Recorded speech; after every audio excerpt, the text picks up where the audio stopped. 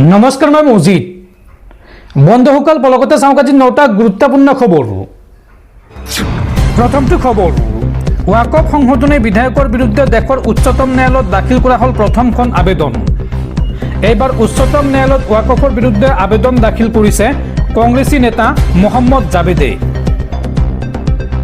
ৱাকফৰ বিৰুদ্ধে দেশৰ সৰ্বোচ্চ ন্যায়ালয়ত প্ৰথমখন আবেদন দাখিল। উচ্চতম ন্যায়ালয়ত ৱাকফৰ বিৰুদ্ধে কাষ চাপিল এইবাৰ কংগ্ৰেছী সাংসদ মহম্মদ জাবেদ। এইবাৰ ৰাজপথত নহয়, উচ্চতম ন্যায়ালয়ত যুঁজ দিবলৈ সাজু হৈছে দেশৰ লাখ লাখ বা কোটি কোটি মুছলমান। দেশৰ 20 কোটি মুছলমানৰ হৈ উচ্চতম ন্যায়ালয়ৰ দ্বাৰস্থ হৈছে মহম্মদ জাবেদ আৰু সুপ্ৰিম কোৰ্টত দাখিল কৰিলে প্ৰথমখন আবেদন। এই বিধেয়কখনে মুছলমানৰ মৌলিক আৰু ধৰ্মীয় অধিকাৰ খৰ্ব কৰাৰ অভিযোগ উত্থাপন কৰা হৈছে। পৰৱৰ্তী খবৰ, সৰ্বকালৰ অভিলেখ ভংগ কৰিলে তাজমহলে। সকলো স্মৃতিসৌধৰ ভিতৰত সৰ্বাধিক আয় সংগ্ৰহ তাজমহলৰ। সৰ্বাধিক টিকট বিক্ৰীৰে আয় সংগ্ৰহত অভিলেখ তাজমহলৰ। এইবাৰ সৰ্বকালৰ সকলো অভিলেখ ভংগ কৰিলে তাজমহলে। সৰ্বাধিক আয় সংগ্ৰহকাৰী স্মৃতিসৌধত পৰিণত হ'ল তাজমহল। পত্নী মমতাজৰ স্মৃতিত শ্বাহজাহানে নিৰ্মাণ কৰা তাজমহলত এতিয়া পৰ্যটকৰ ভিৰ আৰু সৰ্বাধিক টিকট বিক্ৰীৰে আয় সংগ্ৰহৰ অভিলেখ তাজমহলৰ। 2020ৰ পৰা 24ৰ ভিতৰত সংগ্ৰহ কৰিলে সৰ্বাধিক আয় আৰু বিগত 5 বছৰত এছআৰ অন্তৰ্ভুক্ত সকলো স্মৃতিসৌধৰ ভিতৰত শীৰ্ষত আছে তাজমহল। দ্বিতীয় আৰু তৃতীয় স্থানত আছে ক্ৰমে কুতুব মিনাৰ আৰু ৰেড ফৰ্ট। কেন্দ্ৰীয় সাংস্কৃতিক মন্ত্ৰী গজেন্দ্ৰ সিং শেখাৱতে ৰাজ্যসভাত দাখিল কৰিলে এই তথ্য। পৰৱৰ্তী খবৰ, ৰাজ্যৰ লাখ লাখ শিক্ষাৰ্থীলৈ জৰুৰী খবৰ। উচ্চতৰ মাধ্যমিকৰ প্ৰথম বৰ্ষৰ সকলো পৰীক্ষা বাতিল। অসম ৰাজ্যিক বিদ্যালয় শিক্ষা পৰিষদে এই সন্দৰ্ভত জাৰি কৰিলে বিশেষ জাননী। প্ৰথম বৰ্ষৰ পৰীক্ষাত অৱতীৰ্ণ সকলো পৰীক্ষাৰ্থী বহিব পাৰিব হায়াৰ ছেকেণ্ডাৰী চূড়ান্ত পৰীক্ষাত। পুনৰ উচ্চতৰ মাধ্যমিকৰ প্ৰথম বৰ্ষৰ পৰীক্ষা বাতিল। পঞ্চায়ত নিৰ্বাচনৰ বাবে শিক্ষা বিভাগৰ এই সিদ্ধান্ত। অসম ৰাজ্যিক বিদ্যালয় শিক্ষা পৰিষদে এই সন্দৰ্ভত জাৰি কৰিলে বিশেষ জাননী। পূৰ্বে প্ৰশ্নকাকত ফাদিলৰ বাবে পৰীক্ষা বাতিল হৈছিল আৰু এতিয়া নিৰ্বাচনৰ বাবে ব্যস্ত থাকিব শিক্ষকসকল, যাৰ পৰিপ্ৰেক্ষিতত হায়াৰ ছেকেণ্ডাৰীৰ প্ৰথম বৰ্ষৰ পৰীক্ষা বাতিলৰ সিদ্ধান্ত গ্ৰহণ কৰিছে ৰাজ্যৰ শিক্ষা বিভাগে আৰু প্ৰথম বৰ্ষৰ পৰীক্ষাত অৱতীৰ্ণ সকলো পৰীক্ষাৰ্থীয়ে বহিব পাৰিব হায়াৰ ছেকেণ্ডাৰী চূড়ান্ত পৰীক্ষাত। দৰ্শকসকল, আৰু বহুতো গুৰুত্বপূৰ্ণ খবৰ আছে। তাৰ আগতে আপোনাক জনাওঁ যে যদি আপুনি এতিয়ালৈকে এইটো ভিডিঅ'ত লাইক কৰা নাই তেন্তে এতিয়াই ভিডিঅ'টোত লাইক কৰি দিয়ক আৰু এনেকুৱা ধৰণৰ ভিডিঅ'সমূহ নিতৌ চাবলৈ চেনেলটো ছাবস্ক্ৰাইব কৰি কাষত থকা বেল আইকনটো প্ৰেছ কৰি ৰাখক। পৰৱৰ্তী খবৰ, ঘোষণা কৰা হ'ল ৰাভা হাছং স্বায়ত্তশাসিত পৰিষদৰ নিৰ্বাচনৰ ফলাফল। ৰাভা হাছং স্বায়ত্তশাসিত পৰিষদ দখল NDL। 30টা সমষ্টিত প্ৰতিদ্বন্দ্বিতা কৰি 27টা সমষ্টিত জয়ী হৈছে ৰাভা হাছং যৌথ মঞ্চই। 6টা সমষ্টিত প্ৰতিদ্বন্দ্বিতা কৰি 6টাতে জয়লাভ বিজেপিৰ। 3টা সমষ্টিত বিনা প্ৰতিদ্বন্দ্বিতাৰে নিৰ্বাচিত হৈছে NDAৰ প্ৰাৰ্থী। উল্লেখযোগ্য যে 34টা সমষ্টিৰ ভিতৰত 33টা সমষ্টিত হৈছিল ভোটগ্ৰহণ। পৰৱৰ্তী খবৰ, ৱাকফ সংশোধনী বিধেয়কক সমৰ্থন কৰি এইবাৰ বিপদত পৰিছে কিংমেকাৰ নীতিশ কুমাৰ। বিগত 24 ঘণ্টাত 5জনকৈ JDUৰ নেতাই ত্যাগ কৰিলে নীতিশ কুমাৰৰ সংগ আৰু এই মুহূৰ্তত প্ৰশ্ন উত্থাপন হৈছে যে বিহাৰ বিধানসভা নিৰ্বাচনৰ পূৰ্বে বিপদত পৰিব নেকি নীতিশ কুমাৰ? মুছলমানৰ সমৰ্থন হেৰুৱাব নেকি নীতিশ কুমাৰে? কিয়নো শীঘ্ৰেই অনুষ্ঠিত হ'ব বিহাৰত বিধানসভা নিৰ্বাচন। ৱাকফ সংশোধনী বিধেয়কক সমৰ্থন কৰি বিপদত পৰিছে কিংমেকাৰ নীতিশ কুমাৰ। বিহাৰ বিধানসভা নিৰ্বাচনৰ পূৰ্বে মুছলমানৰ সমৰ্থন হেৰুৱাব নেকি নীতিশ কুমাৰে? বিগত 24 ঘণ্টাত 5জনকৈ JDUৰ নেতাই ত্যাগ কৰিলে নীতিশ কুমাৰৰ সংগ। মুছলমানক প্ৰতাৰণা কৰাৰ অভিযোগ তুলি দল ত্যাগ কৰিছে আটাইকেইজন নেতাই। দল ত্যাগ কৰিছে জ্যেষ্ঠ নেতা মহম্মদ কাছিম আনচাৰীয়ে। লগতে JDUৰ সংখ্যালঘু প্ৰদেশৰ সচিব শ্বাহনৱাজ মালিকৰ দল ত্যাগ নীতিশৰ সংগ ত্যাগ কৰিছে জ্যেষ্ঠ নেতা ৰাজু নায়াৰে, লগতে নদীম আখতাৰ আৰু ট্ৰাভেছ ছিদ্দিকীয়েও দল ত্যাগ কৰিছে। নীতিশ কুমাৰৰ দলক ধৰ্ম নিৰপেক্ষ বুলি বিশ্বাস কৰিছিল মুছলমানে, এই মন্তব্য কৰিছে এইসকল নেতাই। লগতে কয় যে এতিয়া মুছলমানে জেডিইউৰ ওপৰত আস্থা হেৰুৱাইছে। ৱাকফ সংশোধনী বিধেয়কে সংবিধানৰ অধিকাৰ খৰ্ব কৰাৰ অভিযোগ আৰু ভাৰতীয় মুছলমানক প্ৰাপ্যৰ পৰা বঞ্চিত কৰিছে এই বিধেয়কে। নীতিশ কুমাৰক বিশ্বাসঘাতক আখ্যা দিছে এতিয়া নিজ দলৰে একাংশ জ্যেষ্ঠ নেতাই।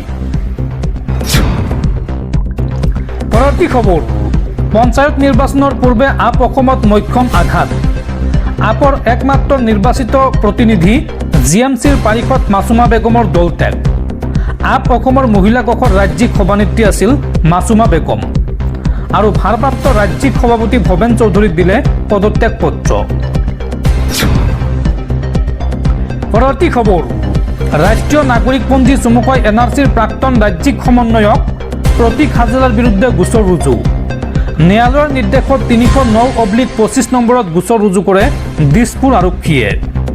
উল্লেখযোগ্য যে প্ৰতীক হাজেলাৰ বিৰুদ্ধে ৫খনকৈ এজাহাৰ দাখিল হোৱাৰ পাছতো পঞ্জীয়ন কৰা নাছিল আৰক্ষীয়ে আৰু এই সন্দৰ্ভত ন্যায়ালয়ৰ কাষ চাপে গীতিকা ভট্টাচাৰ্য নামৰ এগৰাকী মহিলা আৰু ন্যায়ালয়ৰ নিৰ্দেশত অৱশেষত গোচৰ ৰুজু হ'ল প্ৰতীক হাজেলাৰ বিৰুদ্ধে। ভাৰতীয় দণ্ডবিধি আইনৰ ১২০B, ৪০৩, ৪০৯ আৰু ৪২০ ধাৰাত ৰুজু হৈছে গোচৰ। পৰৱৰ্তী খবৰ, দেশবাসীলৈ ভাল খবৰ, মাত্ৰ ২ ঘণ্টাতে ভাৰতৰ পৰা যাব পাৰিব ডুবাইলৈ। এই সন্দৰ্ভত ডাঙৰ পৰিকল্পনা হাতত লৈছে ভাৰত চৰকাৰে। যিসকলে সঘনাই ডুবাই ভ্ৰমণ কৰি ভাল পায় তেওঁলোকৰ বাবে সুন্দৰ খবৰ। ভাৰত আৰু ডুবাইৰ মাজত সাগৰৰ মাজেৰে এখন ৰেল চলিব। এই কথা শুনি আচৰিত যেন লাগিব পাৰে, কিন্তু কথাটো সত্য। সাগৰৰ তলেৰে ভাৰতৰ পৰা ডুবাইলৈ যাত্ৰা কৰিব পাৰিব আপুনি। সূত্ৰ অনুসৰি এই ৰেলখনৰ গতিবেগ প্ৰতি ঘণ্টাত ৬০০ৰ পৰা ১০০০ কিলোমিটাৰৰ ভিতৰত হ'ব। ইয়াৰ দ্বাৰা ভাৰতৰ পৰা ডুবাইলৈ যাত্ৰা কৰাটো অতি সহজ হ'ব। মাত্ৰ ২ ঘণ্টাত ভাৰতৰ পৰা ডুবাইলৈ যাব পাৰিব। এই খবৰটো প্ৰকাশ পোৱাৰ লগে লগে এক প্ৰকাৰৰ হুলস্থুলৰ সৃষ্টি হৈছে। অৱশ্য এই কামত বৃহৎ বিনিয়োগ কৰা হৈছে বুলি কোৱা হৈছে।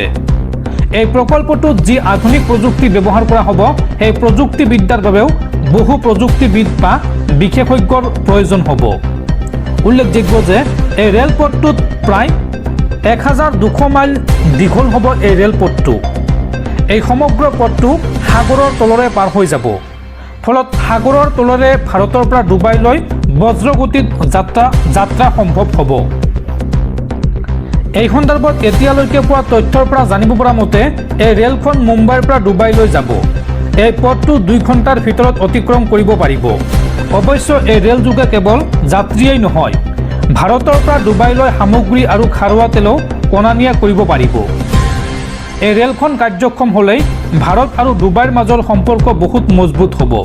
দুয়োখন দেশৰ মাজত বাণিজ্য আৰু অৰ্থনৈতিক সম্পৰ্কৰ নতুন দিশবোৰ চৰ্চালৈ আহিব। উল্লেখযোগ্য যে ইতিমধ্যে দুয়োখন দেশে এই ৰেল সেৱাৰ বাবে সমৰ্থন আগবঢ়াইছে। অৱশ্য এই বিষয়টো এতিয়াও পৰিকল্পনাৰ পৰ্যায়ত আছে। পৰৱৰ্তী খবৰ, ৰাজ্যত পুনৰ প্ৰসূতি মৃত্যুৰ ঘটনা। এইবাৰ পুনৰবাৰ প্ৰসূতিৰ মৃত্যুক লৈ হাস্পতালত উত্তেজনাময় পৰিৱেশ। চিকিৎসক আৰু নাৰ্ছৰ গাফিলতিৰ বাবেই জৰিনা বেগম নামৰ এগৰাকী প্ৰসূতিৰ মৃত্যু হোৱাৰ অভিযোগ উত্থাপন হৈছে আৰু ঘটনা সন্দৰ্ভত ৰাজপথত মৃতদেহ লৈ পথ অৱৰোধ কৰাৰ লগতে এম্বুলেন্স ভাঙিলে উত্তেজিত লোকে।